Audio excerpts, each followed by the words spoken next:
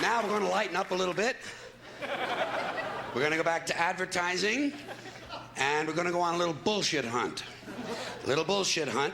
Going to look at some advertising lingo, especially food advertising. You know the people. Fresh, natural, hearty, old-fashioned, homemade goodness in a can. That kind of stuff.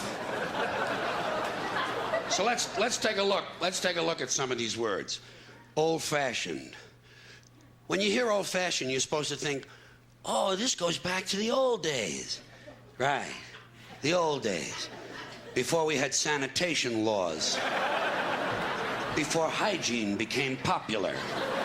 Back when botulism was still considered a sauce. Old-fashioned is supposed to give you a warm feeling. Make you think about your grandmother.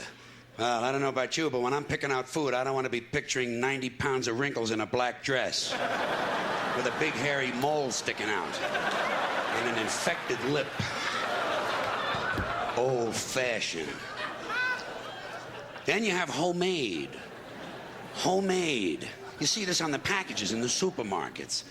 Folks, believe me, it is physically impossible for a food processing plant to produce anything homemade. I don't care if the CEO is living in the basement and cooking on a hot plate. It's not gonna happen. And you shouldn't be eating processed foods and packaged foods anyway. They're no good for you. You know how I stopped eating processed foods? I started picturing the people who were doing the processing. Next time you're in the bus and you see some guy with gangrene on his hands, just picture him on the assembly line putting little pieces of chicken in a box. That'll cure you. Then go home and eat some fucking grapes. Homemade. You see homemade in the restaurants, too. Homemade soup. I don't care how much the amphetamine-driven waitress with the Marlboro lines in her face reminds you of your mother, the soup is not homemade. Unless someone is living in the kitchen. And if that's the case, I want to get a good look at this motherfucker.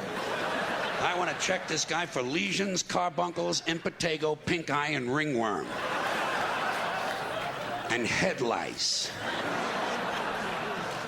Then you have home style. Home style. When the advertising imbeciles realize that homemade sounds too full of shit, they go to home style. Home style flavor. Oh, whose home are we talking about? Jeffrey Dahmer's? Believe me, there's nothing home style about the boiled head of a Cambodian teenager, okay? Even if you sprinkle parsley on the hair.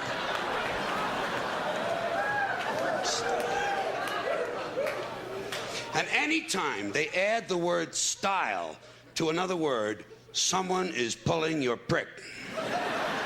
Old style goodness. What does that mean? Nothing. It means nothing. New York style deli. It means it's not located in New York. That's all it means, or they wouldn't have to say it in the first place. It's located in Calgary, and the owner is from Hong Kong. And the food tastes like things that the Bangladeshis throw away. Chicago-style pizza means the night manager once changed planes at O'Hare. Family-style restaurant. You know what that means? It means there's an argument going on at every table. Two people are crying, and the eldest male is punching the women. Family style. Family style. Then you have gourmet. Here's another word the advertising cretins have completely wiped their asses with. Gourmet. Gourmet dining in a cup. Gourmet cuisine in a can. By the way, whenever you hear cuisine in place of food, be prepared to pay an extra 80%.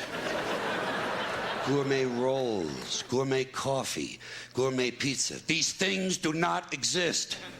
You want to know what gourmet food? Toasted snail penises. Candied moose balls. Deep dish yak dick. Gourmet. Here's another full of shit food word. Hearty. Hearty. Soup is hearty. Breakfast is hearty. You know what I do when I hear the word hearty? I look at the label. 300 grams of saturated fat. Hearty, as in heart attack. It's the same with buttery and lemony and chocolatey. Real chocolatey goodness. You know what that means? No fucking chocolate.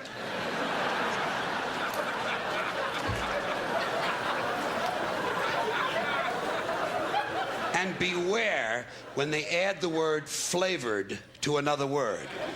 Lemon-flavored drink. No fucking lemons. There's a pet food now refers to itself as a chicken-flavored treat. Well, a dog doesn't know what chicken is. He might like it if you give it to him, but he's not going to say, oh, good, I was hoping we'd have chicken again. And by the way, chicken-flavored treat? Right. No fucking chicken. And zesty and tangy. Zesty and tangy are not real words that normal human beings use in conversation. They're advertising words. Do you ever have someone turn to you and say, this is real zesty? And tangy, too.